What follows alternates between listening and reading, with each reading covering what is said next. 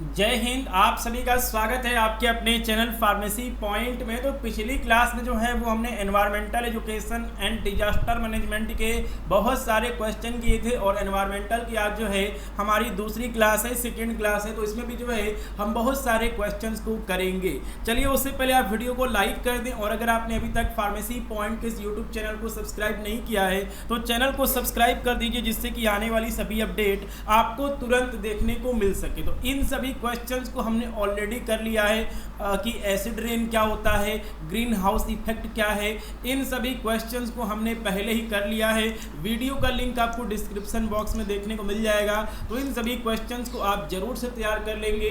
देखिए स्टूडेंट्स ऐसे हैं कि एनवायरमेंटल एजुकेशन में भी जो है वो स्टूडेंट्स की बैक लग जाती है। आपको पता है कि 50 नंबर का पेपर होता है और पासिंग नंबर जो है इसका 17 होता है, लेकिन 17 नंबर भी जो है वो स्टूडेंट नहीं ला पाते हैं, क्योंकि देखिए एनवायरमेंटल एजुकेशन में आपको कंप्लीट कॉपी भरना होगा और इसमें कहीं भी रटने वाली बात नहीं है। ठीक है, आपको पर्यावरण के बारे में जो है आपको पूरी जानकारी होनी चाहिए। तो यहाँ से जो है हम क्वेश्चंस को करने वाले हैं। पहला क्वेश्चन है कि राष्ट्रीय पर्यावरण नीति, नेशनल एनवायरमेंट पॉलिसी हमारे देश की क्या है, इसके बारे में जो है हमको लिखना है। ठीक है, राष्ट्रीय पर्यावरण नीति के बारे में जो है वो हम डिस्कस करेंगे। अगला क्वेश्चन है कि पर्यावरणीय प्रबंधन यानी कि एनवायरमेंटल मैनेजमेंट जो है वो क्यों जरूरी है, और आपदा के प्रकार के बारे में जो है वो आज की इस क्लास में हम डिस्कस करने वाले हैं और इसके साथ में जो है हम और भी जो है वो क्वेश्चंस को करेंगे। ठीक है, तो चलिए सबसे पहला जो हमारा क्वेश्चन है उस क्वेश्चन को हम कर लेते हैं। राष्ट्रीय पर्यावरण नीति यानी कि नेशनल एनवायरमेंट पॉलिसी, ठीक है, नेशनल एनवायरमेंटल पॉलिसी, और इसी को शॉर्ट में जो है NEP कहा जाता है। ठीक है, तो देखिए राष्ट्रीय पर्यावरण नीति यानी कि नेशनल एनवायरमेंटल पॉलिसी जो है भारत सरकार द्वारा पर्यावरण संरक्षण और सतत विकास के लिए बनाई गई एक महत्वपूर्ण नीति है। यह नीति 2006 में पेश की गई थी। ठीक है, तो देखिए नेशनल एनवायरमेंटल पॉलिसी जो है इसको भारत सरकार ने इसलिए बनाया है कि जो हमारा पर्यावरण है उसको हम सुरक्षित रखें, हम उसका संरक्षण करें, हम उसको बचाएं, और क्या है कि कॉन्टिन्यूस जो है हमारे देश का डेवलपमेंट होता रहे, मतलब हमारे प्राकृतिक संसाधन भी बचे रहें और हमारे देश के अंदर जो है विकास कार्य भी होता रहे। इसके लिए जो है भारत सरकार ने एक नीति बनाई है, इसको हम नेशनल एनवायरमेंटल पॉलिसी कहते हैं और इसको भारत सरकार ने 2006 में पेश किया था। अब देखिए इस नीति का उद्देश्य क्या है, तो इसका उद्देश्य है पर्यावरणीय समस्याओं का समाधान करना। तो इस समय जो भी पर्यावरण से संबंधित समस्याएं हो रही हैं, चाहे आपका जलवायु परिवर्तन हो गया, प्रदूषण हो गया हो, उसका समाधान करना, संसाधनों का स्थायी उपयोग करना और पर्यावरणीय न्याय को सुनिश्चित करना है। तो देखिए जो भी हमारे प्राकृतिक संसाधन है इसका ऐसे उपयोग किया जाए कि आने वाली पीढ़ी के लिए भी जो है वो संसाधन बचे और हमारा विकास जो है वो प्रभावित ना हो। साथ में जो है पर्यावरणीय न्याय जो है उसको भी सुनिश्चित करना जो है इसका कार्य है। ठीक है, तो यहाँ पे हमने लिख दिया है। इसके बाद जो है इस नीति के मुख्य बिंदु क्या क्या हैं उसके बारे में जो है वो हम डिस्कस कर लेते हैं। तो नीति के मुख्य बिंदु जो हैं वो निम्नलिखित हैं। पहला है पर्यावरणीय संरक्षण और सुधार। तो देखिए जो हमारा एनवायरनमेंट है, पर्यावरण है, इसका हमें संरक्षण करना है, इसको हमें बचाना है और उसमें हमें जो है उसमें हमें सुधार करना है। ठीक है, तो क्या लिखा गया कि नीति का प्राथमिक उद्देश्य वनों, जल स्रोतों, वायु, मिट्टी और जैव विविधता का संरक्षण और सुधार करना है। सरकार जो है वो यहाँ पे नए जंगल लगा रही है, नए पौधे लगा रही है। ठीक है, उसके बाद आपका है सतत विकास। तो देखिए सतत विकास को सुनिश्चित करने के लिए यह नीति आर्थिक विकास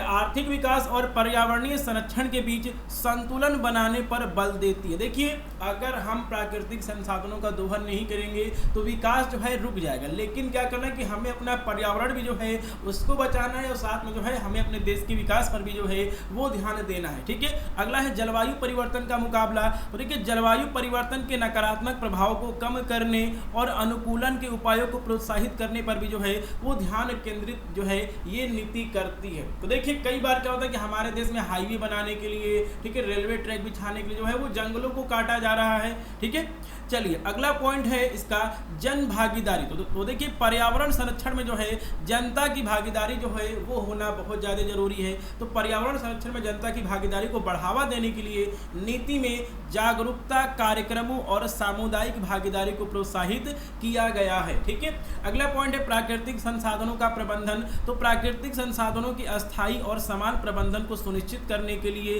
जो है वो यहाँ पर योजनाएं और स्ट्रैटेजी यानी कि रणनीतियां जो हैं वो बनाई गई हैं। और अगला है आपका कानूनी और नियामक उपाय। तो पर्यावरणीय कानूनों और उनके रेगुलेशन का सख्ती से पालन करने के लिए उचित कानूनी ढांचे का निर्माण और उसका कार्यान्वयन जो है वो किया गया। तो आपने एनजीटी का आपने नाम सुना होगा, जो कि जो है ठीक है जहाँ भी आपका बालू खनन वगैरह होता है तो वहाँ पे पेनाल्टी लगा देती है। ठीक है, तो इस तरह के जो है वो तमाम जो है यहाँ पर संगठन या फिर संस्थाएं जो हैं उनको बनाया गया, उनको जो है सरकार की तरफ से पावर दिया गया कि आप जो है पर्यावरण का संरक्षण करिए। ठीक है, चलिए कुछ और पॉइंट्स उसके बारे में हम डिस्कस कर लेते हैं। टेक्नोलॉजी और इनोवेशन। तो देखिए पर्यावरण अनुकूल ठीक है टेक्नोलॉजी और इनोवेशन को प्रोत्साहित करने के लिए नीति में विशेष प्रावधान दिए गए हैं। तो हमें अपने नदियों को जो है उसको कैसे साफ करना है उसके लिए जो है ठीक है उसको लेके कौन सी टेक्नोलॉजी है, कौन सा इनोवेशन हो रहा है। ठीक है, और उसके बाद है पर्यावरण न्याय। तो पर्यावरणीय न्याय को सुनिश्चित करने के लिए वंचित और कमजोर वर्ग के हितों की रक्षा पर विशेष ध्यान दिया गया। तो देखिए बहुत सारे आदिवासी होते हैं, ट्राइबल्स होते हैं जो कि उन जंगलों में रहते हैं।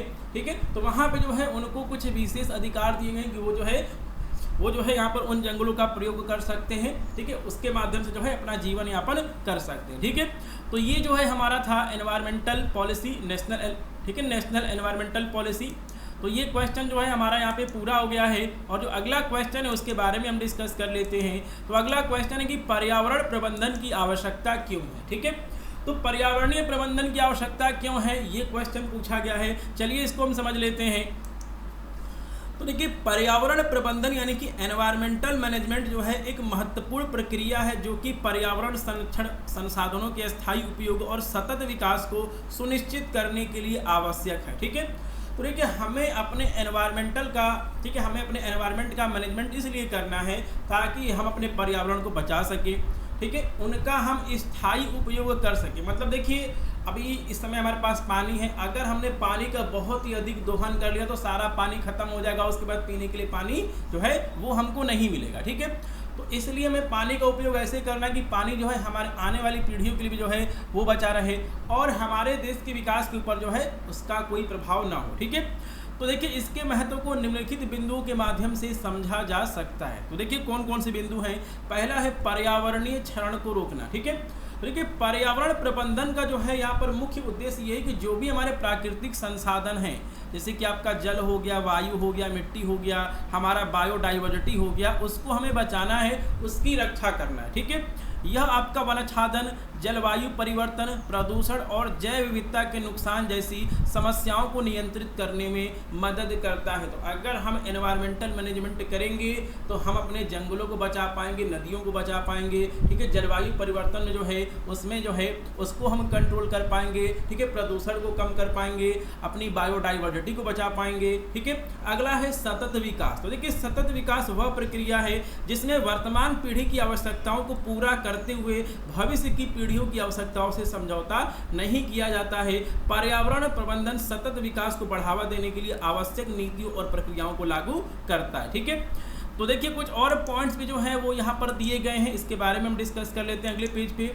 अगला है आपका स्वास्थ्य और कल्याण। तो देखिए प्रदूषण और पर्यावरणीय ठीक है आपका प्रदूषण और पर्यावरणीय असंतुलन से जो है मानव स्वास्थ्य पे जो है क्या पड़ता है, इसका नेगेटिव इफेक्ट पड़ता है, नकारात्मक प्रभाव पड़ता है। अगर स्वच्छ वायु होगा, स्वच्छ जल होगा, ठीक है, स्वस्थ पर्यावरण होगा तो लोग भी जो है वो स्वस्थ होंगे। लेकिन अगर पानी गंदा होगा, ठीक है, और उसके बाद एयर पॉल्यूशन है, वायु प्रदूषण है, तो लोग उससे क्या होंगे, बीमार पड़ेंगे। ठीक है, तो स्वच्छ वायु, स्वच्छ जल और स्वस्थ पर्यावरण लोगों के शारीरिक और मानसिक स्वास्थ्य के लिए आवश्यक है। पर्यावरण प्रबंधन में इन तत्वों की सुरक्षा जो है वो सुनिश्चित करता है। ठीक है, अगला पॉइंट है प्राकृतिक आपदाओं की रोकथाम। तो देखिए वनस्पति कवर का नुकसान हो गया, जलवायु परिवर्तन हो गया, असंतुलित शहरीकरण हो गया जैसी गतिविधियां प्राकृतिक आपदाओं की संभावना को बढ़ावा देती हैं। अभी देखिए आपने देखा होगा कि उत्तराखंड में जो है वहाँ पे इतनी सारी जो है यहाँ पर भीड़ जा रही है, क्राउड जा रहा है, वहाँ पे लोग रील बना रहे हैं, ठीक है, प्रदूषण हो रहा है, शराब लोग जो है उसको पी के उसकी जो है, ठीक है, उसकी प्लास्टिक की बोतलें फेंक रहे हैं नदियों में। तो इससे क्या हो रहा है कि वहाँ का जो पूरा यहाँ पर इकोसिस्टम है, जो वहाँ का पूरा पर्यावरण है, ठीक है, हमारे उत्तराखंड का, हिमालय का, वो बिगड़ता जा रहा है और इससे क्या हो रहा है कि प्राकृतिक आपदाएं आ रही हैं। ठीक है, तो देखिए क्या लिखा गया कि पर्यावरण प्रबंधन जो है इन आपदाओं की रोकथाम और उनका प्रभाव कम करने में जो है वो मदद करता है।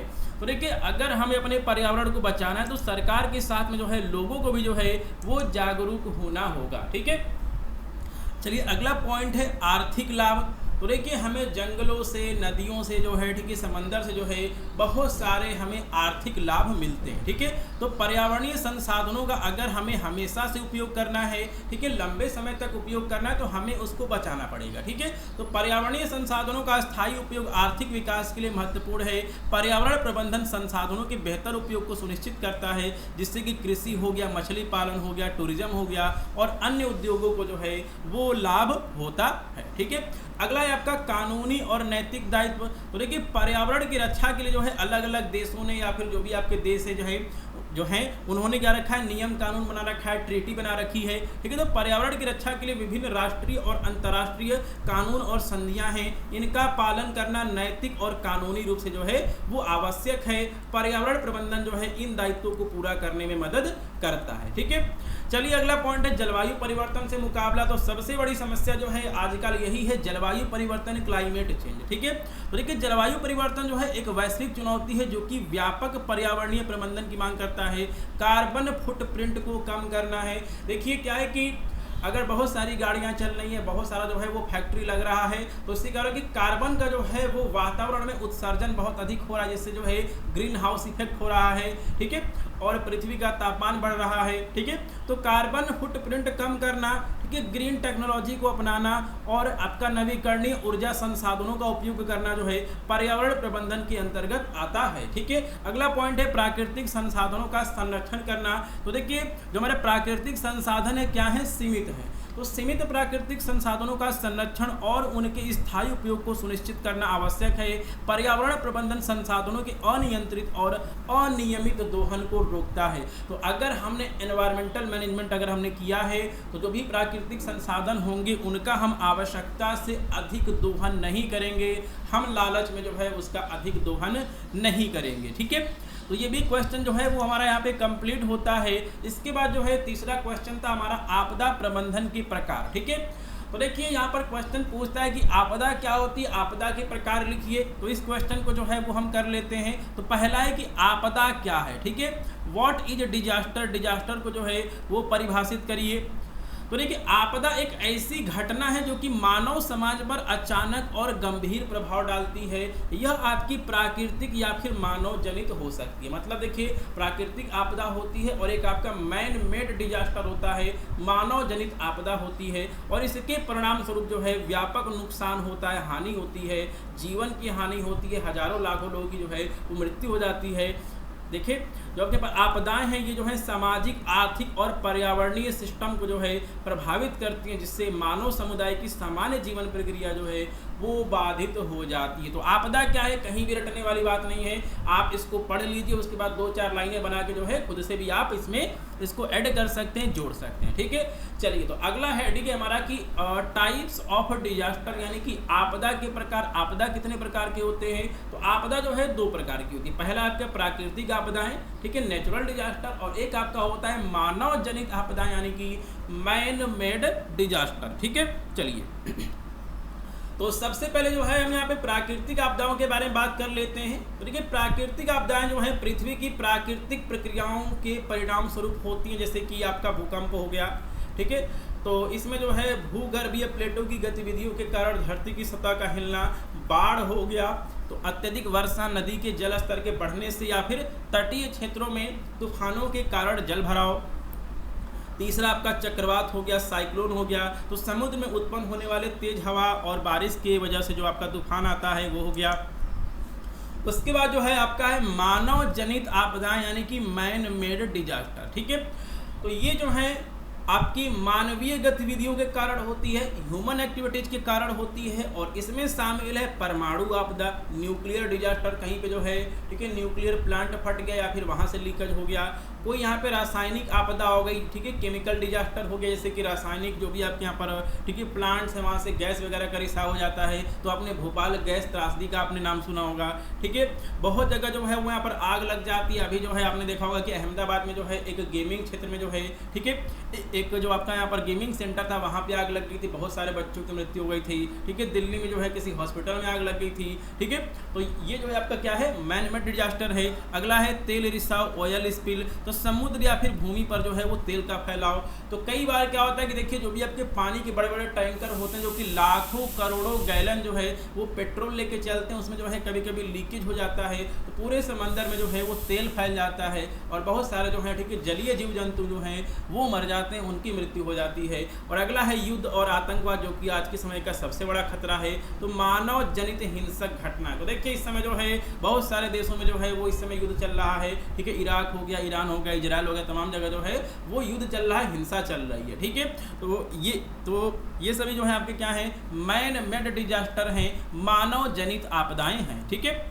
चलिए इसके बाद हम चलते हैं अगले पॉइंट पे। तो अगला जो क्वेश्चन है वो हमारा होने वाला है जैव विविधता पे, ठीक है। बहुत इंपॉर्टेंट क्वेश्चन है ये। बायोडाइवर्सिटी और इकोसिस्टम की हमको व्याख्या करना है, मानवीय क्रियाकलाप और इसके प्रभाव का इकोलॉजी और इकोसिस्टम के बारे में लिखना है, और बायोडिग्रेडेशन और बायोडिग्रेडेबिलिटी में जो है वो हमें अंतर लिखना है। तो इन तीन क्वेश्चन को जो है वो हम यहाँ पर कर लेते हैं, ठीक है। चलिए तो इस क्वेश्चन को कर लेते हैं। बायोडाइवर्सिटी और इकोसिस्टम की व्याख्या जो है वो हमें करनी है, ठीक है।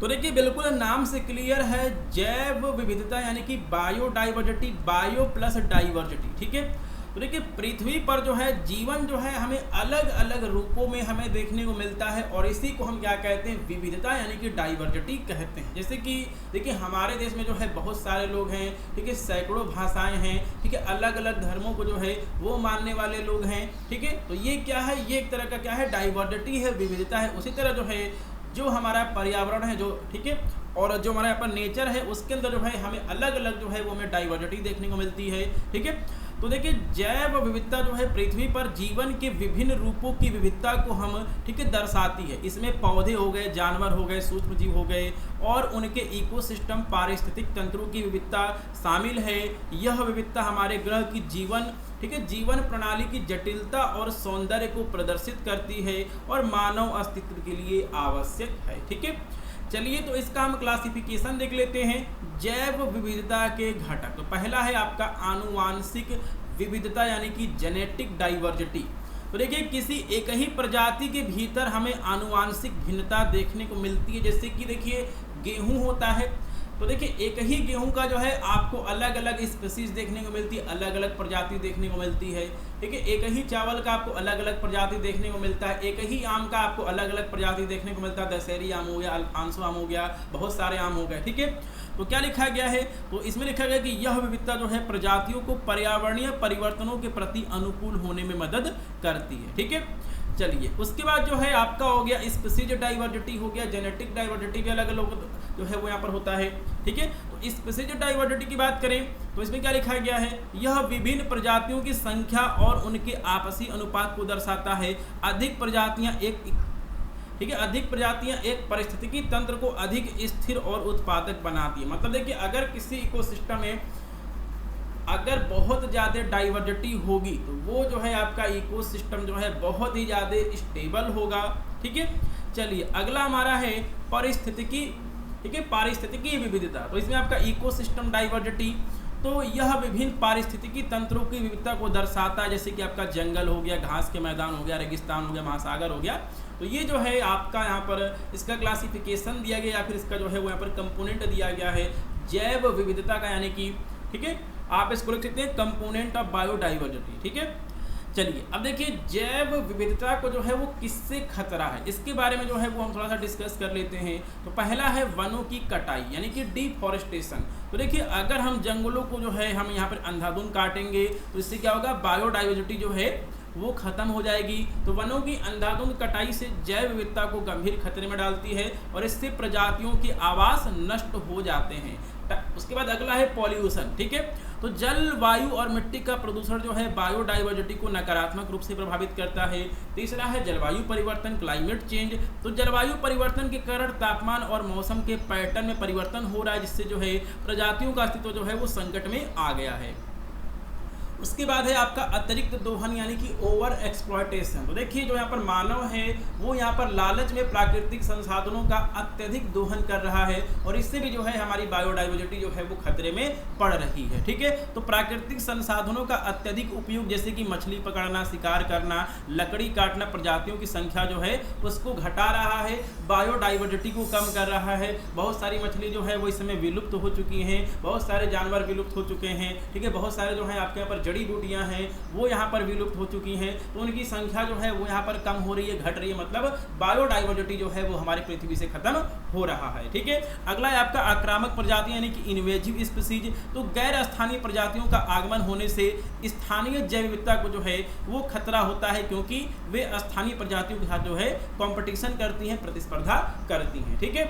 चलिए, तो इसके बाद जो है इसी क्वेश्चन में हमारा जो है हमको इकोसिस्टम के बारे में लिखना था। चलिए इसके बारे में हम डिस्कस कर लेते हैं। तो इकोसिस्टम है क्या? इसको हम बोलते हैं पारिस्थितिकी तंत्र, जो है हम इसको बोलते हैं हिंदी में।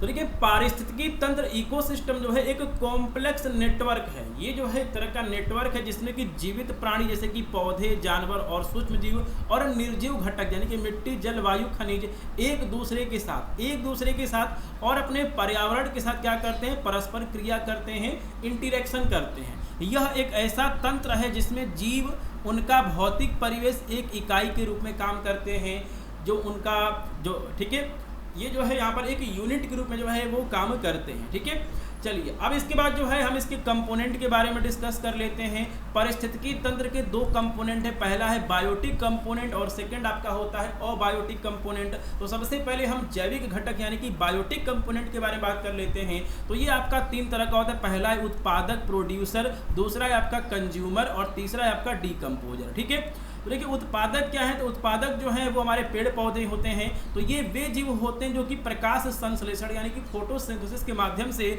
अपनी खाद्य सामग्री स्वयं बनाते हैं, जैसे कि पौधे हो गए और शैवाल यानी कि एल्गी हो गया, ठीक है। उसके बाद सेकंड है आपका कंज्यूमर यानी कि उपभोक्ता। तो ये ऐसे जीव होते हैं जो कि अन्य जीवों पर निर्भर रहते हैं। इन्हें हम प्राइमरी कंज्यूमर यानी कि प्राथमिक उपभोक्ता जो कि शाकाहारी होते हैं, पेड़ पौधों के ऊपर डिपेंड होते हैं। उसके बाद है सेकेंडरी कंज्यूमर जो कि मांसाहारी होते हैं और उसके बाद है तृतीयक, ठीक है, कंज्यूमर यानी कि शीर्ष मांसाहारी में जो है वो विभाजित किया जाता है।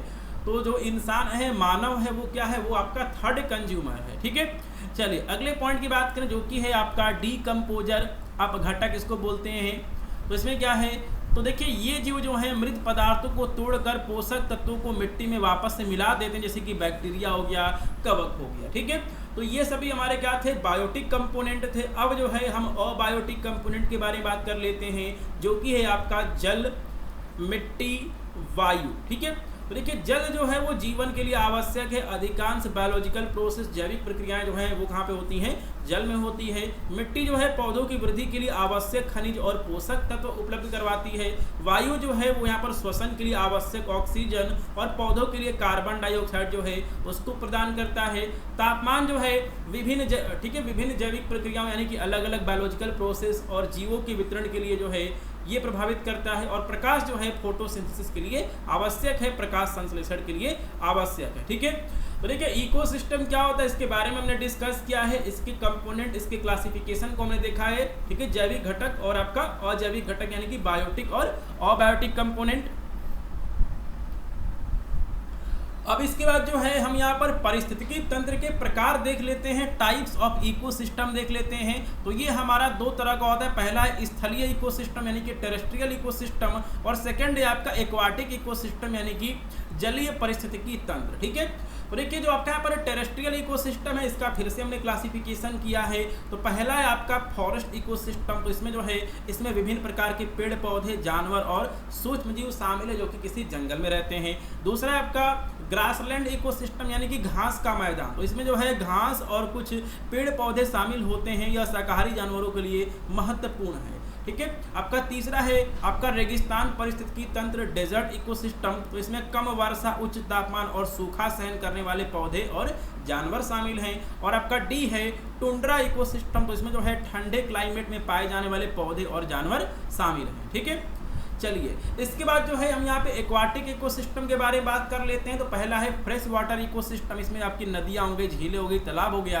और एक आपका है मरीन इकोसिस्टम यानी कि समुद्री पारिस्थितिकी तंत्र, इसमें आपके महासागर, समुद्र और तटीय क्षेत्र जो हैं वो शामिल हैं, ठीक है। चलिए इसके बाद जो है हम चलते हैं अगले क्वेश्चन पे, और अगला क्वेश्चन था कि मानवीय क्रियाकलापों का प्रभाव इकोलॉजी और इकोसिस्टम पर क्या पड़ रहा है, इसके बारे में लिखिए। तो कहीं भी रटने वाली बात नहीं है। देखिए मानव गतिविधियों ने पिछले कुछ दशकों में, ठीक है, इकोलॉजी और इकोसिस्टम तंत्र पर गहरा प्रभाव डाला है। औद्योगिकीकरण, शहरीकरण, कृषि विस्तार और अन्य मानव जनित गतिविधियां प्राकृतिक संसाधनों और पर्यावरण पर निरंतर दबाव डाल रही हैं।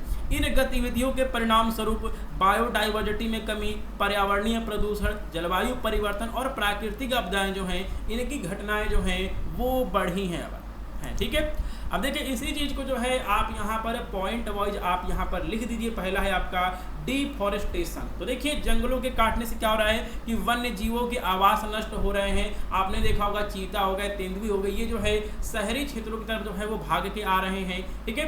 तो इससे क्या हो रहा है कि वन्य जीवों के आवास नष्ट हो रहे हैं, जिससे कि बायोडाइवर्सिटी में कमी हो रही है, मिट्टी की उर्वरता कम हो रही है, भूमि का कटाव बढ़ गया है, ठीक है। जलवायु परिवर्तन जो है वो बहुत तेजी से हो रहा है, पृथ्वी का तापमान बढ़ रहा है, क्योंकि जो आपके यहाँ पर पेड़ होते हैं वो कार्बन डाइऑक्साइड को क्या करते हैं, एब्जॉर्ब करते हैं, उसको अवशोषित करते हैं, ठीक है। अगला है अर्बनाइजेशन। तो देखिए शहरों में जो है बहुत ज़्यादा आबादी बढ़ रही है और वहाँ पे क्या हो रहा है, प्रदूषण हो रहा है, पानी की क्या हो रही है, कमी हो रही है, ठीक है। तो आपका सेकंड है शहरीकरण। तो इसमें क्या है, तो देखिए इसमें लिखा गया कि शहरीकरण से प्राकृतिक पारिस्थितिकी तंत्र जो है वो नष्ट हो जाता है, वन्य जीवों के आवास छीन जा रहे हैं, जल निकासी सिस्टम हो गया, हमारे जल संसाधनों पे जो है वो बहुत ज़्यादा दबाव बढ़ रहा है। इसके परिणाम स्वरूप जल प्रदूषण, वायु प्रदूषण और ठोस अपशिष्ट प्रबंधन यानी कि सॉलिड वेस्ट मैनेजमेंट की जो है वो समस्याएं हो रही हैं। बड़े शहरों में जो है वो कूड़े के पहाड़ जो है वो बन जा रहे हैं, ठीक है।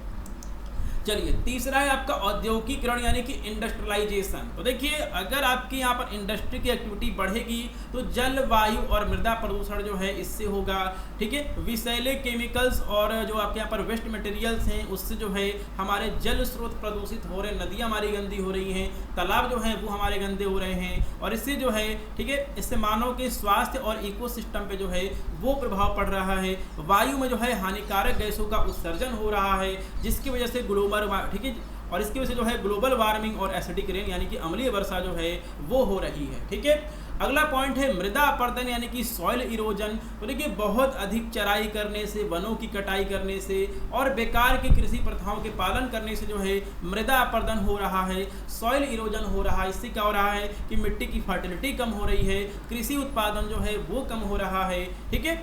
चलिए अगला पॉइंट हमारा है जलवायु परिवर्तन, क्लाइमेट चेंज। तो देखिए मानव गतिविधियों के कारण जो है ग्रीन हाउस गैसों का उत्सर्जन बढ़ रहा है, जिससे कि पूरे विश्व का तापमान बढ़ रहा है। इससे मौसम के पैटर्न में परिवर्तन हो रहा है, समुद्र का स्तर बढ़ रहा है, प्राकृतिक आपदाओं की आवृत्ति और उनकी तीव्रता में जो है वो वृद्धि हो रही है, ठीक है।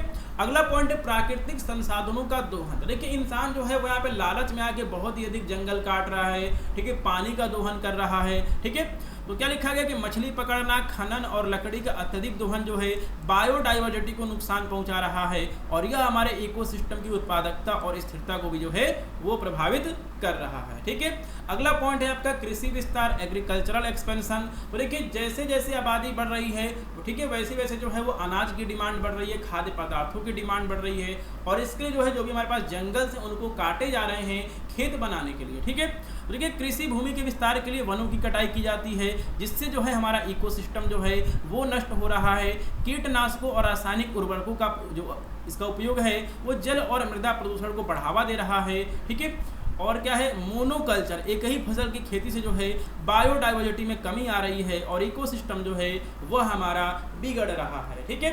तो इस क्वेश्चन को भी जो है वो हमने कर लिया है कि मानव के क्रियाकलाप मतलब ह्यूमन एक्टिविटी की वजह से जो है हमारे पर्यावरण पर क्या प्रभाव पड़ रहा है। ठीक है, चलिए तो इसके बाद जो है हम इस क्वेश्चन पेपर का लास्ट क्वेश्चन जो है वो हम देख लेते हैं। क्वेश्चन ये कि बायोडिग्रेडेशन और बायोडिग्रेडेबिलिटी में अंतर क्या है। ठीक है, तो पहला है आपका जैव अपघटन यानी कि बायोडिग्रेडेशन। ठीक है, चलिए इसके बारे में हम डिस्कस कर लेते हैं। तो देखिए जैव अपघटन एक प्रक्रिया है जिसमें जीवाणु, कवक और अन्य सूक्ष्मजीवों द्वारा कार्बनिक पदार्थों का प्राकृतिक रूप से विघटन होता है। इस प्रक्रिया में सूक्ष्मजीव इन पदार्थों को छोटे छोटे घटकों में तोड़ देते हैं जिससे वे पर्यावरण में आसानी से मिल जाते हैं। ठीक है, तो देखिए अगर आपने कहीं बाहर भोजन फेंक दिया है या फिर किसी जानवर की मृत्यु हो चुकी है या फिर पेड़ पौधे होते हैं, ठीक है, उनके पत्ते वगैरह हो गए, वो जो हैं अपने आप धीमे धीमे सड़ते रहते हैं और मिट्टी में मिलते रहते हैं।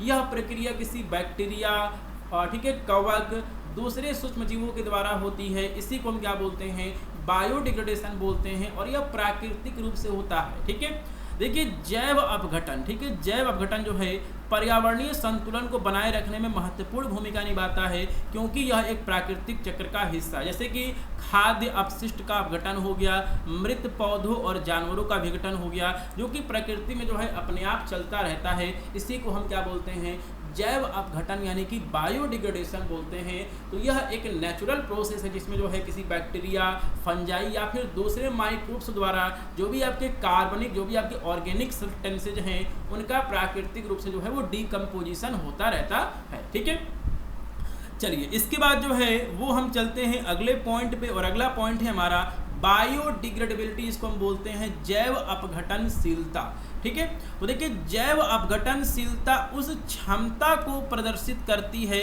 जिसके द्वारा कोई जैविक, ठीक है, जिसके द्वारा कोई पदार्थ जैविक एजेंटों जैसे कि जीवाणु और कवक की उपस्थिति में विघटित हो सकता है। यह एक गुण है जो यह दर्शाता है कि कोई पदार्थ कितनी आसानी से और कितने समय में प्राकृतिक प्रक्रियाओं द्वारा विघटित हो सकती है। देखिए हमारे पास जो है, हमारे पास सड़े हुए पत्ते थे और हमारे पास प्लास्टिक है। ठीक है, और इन दोनों का जो है वो क्या हो रहा है, जैव अपघटन हो रहा है, बायोडिग्रेडेशन हो रहा है। लेकिन यहाँ पर लिखा गया है क्षमता, मतलब क्या, यहाँ पर लिखा गया है कैपेबिलिटी।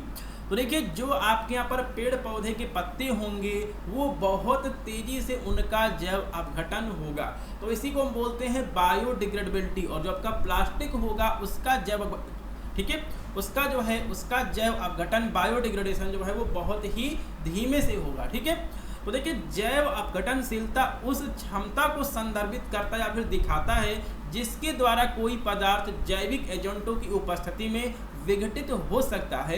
यह एक गुण है जो यह दर्शाता है कि कोई पदार्थ कितनी आसानी से और कितने समय में प्राकृतिक प्रक्रियाओं द्वारा टूट सकता है, मतलब विघटित, ठीक है, विघटित हो सकता है। देखिए इसमें क्या लिखा गया है, एक कागज का टुकड़ा जो है उच्च जैव अपघटनशीलता रखता है क्योंकि यह तेजी से विघटित होता है, और प्लास्टिक की बोतलें जो होती हैं इनकी बायोडिग्रेडेबिलिटी क्या होती है, कम होती है क्योंकि इन्हें विघटित होने में बहुत अधिक समय लगता है। ठीक है, तो कोई चीज़ जो है कितने समय में जो है उसका बायोडिग्रेडेशन हो रहा है, वो कितने समय में जो है उसका डिकम्पोजिशन हो रहा है, वही हमारा क्या है, बायोडिग्रेडेबिलिटी है। ठीक है, तो अगर आप इतना लिख देंगे तो एनवायरमेंटल एजुकेशन में जो है आपको 50 में से 40, 42, 45 नंबर जो है बड़े आराम से मिल जाएगा।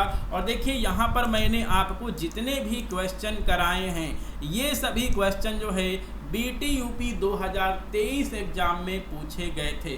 तो देखिए इसी के साथ में जो है एक क्वेश्चन पेपर को हम और सॉल्व करेंगे। 2 क्वेश्चन पेपर को सॉल्व करने के बाद जो है आप बड़ी आसानी से पास हो जाएंगे। और अगर आप सिर्फ इसी क्वेश्चन पेपर को, यानी कि इन 2 वीडियो की जो क्लासेज हैं, अगर आप इनको तैयार कर लेते हैं तो पास होना बिल्कुल 100% कन्फर्म है एनवायरमेंटल एजुकेशन में। ठीक है, तो आज के इस वीडियो क्लास में इतना ही, मिलते हैं अगली क्लास में। जय हिंद।